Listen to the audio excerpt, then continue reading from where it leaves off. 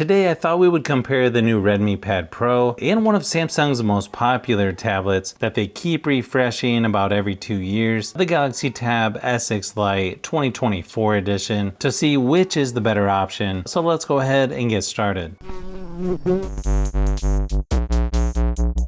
As far as price goes, the Redmi Pad Pro is around $300 in the United States, but right now the Tab S6 Lite is marked down to $199 for Amazon Prime Day, so that price is going to be tough to beat. You are going to get better storage options on the Redmi Pad Pro, starting at 128 gigabytes versus 64 for the Galaxy Tab. Then you have the option of 256 gigabytes on the Redmi Pad and 128 gigabytes for the Galaxy Tab. You can also expand the storage with a micro SD card for both tablets. The biggest difference between these two is going to be the screen size. You've got a larger 12.1 inch IPS LCD display on the Redmi Pad Pro versus a 10.4 inch TFT LCD display on the Tab S6 Lite. The Redmi Pad has 1600 by 2560 resolution versus 1200 by 2000 for the S6 Lite. You also get a higher refresh rate of 120 Hz on the Redmi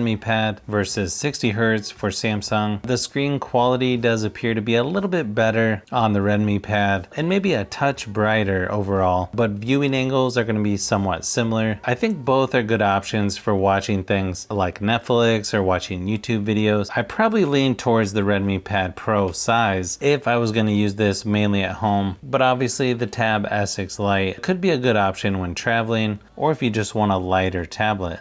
Now, one advantage for the smaller Tab S6 Lite is going to be the battery life. I ran the same battery drain test at 100% screen brightness for both, and the Galaxy Tab lasted 7.5 hours versus only 6 for the Redmi Pad Pro. So plenty to last a day or two with the mixed usage, even longer if you turn the screen brightness down. You also get 33 watt fast charging with the Redmi Pad versus only 15 for the Tab S6 Lite. But if you want the tablet with better battery life, you'll want to go with the Redmi Pad Pro.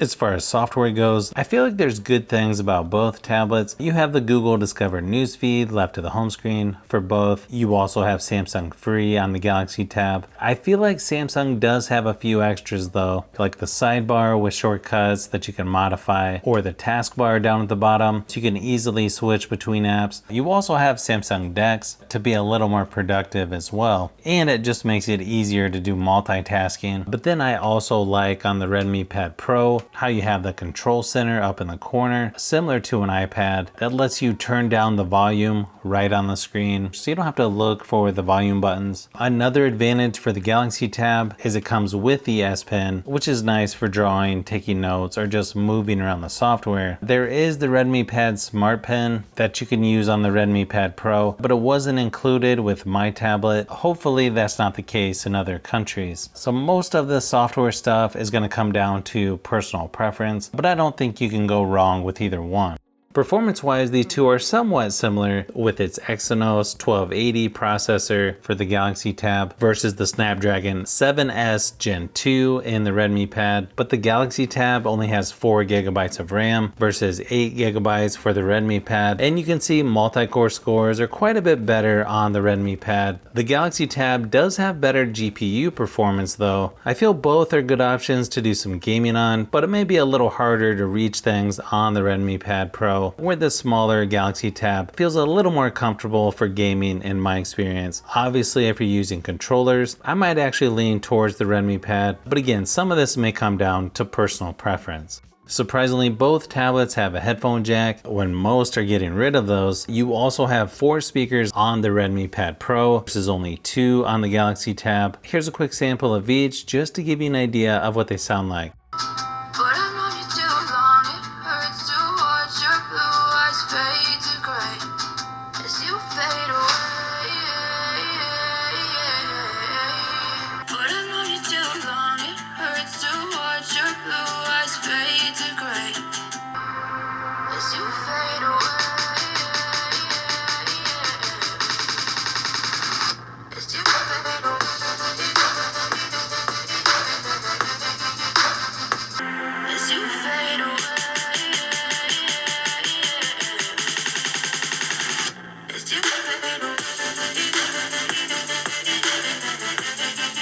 Now when it comes to cameras, you got an 8 megapixel rear facing on both tablets, and then 5 megapixel on the front of the Galaxy Tab versus 8 megapixel on the Redmi Pad Pro. You can also shoot up to 1080p resolution for video recording. I think you could get by using either one for Zoom meetings or other video conference calls, but here's a quick sample of each just to give you an idea of what to expect.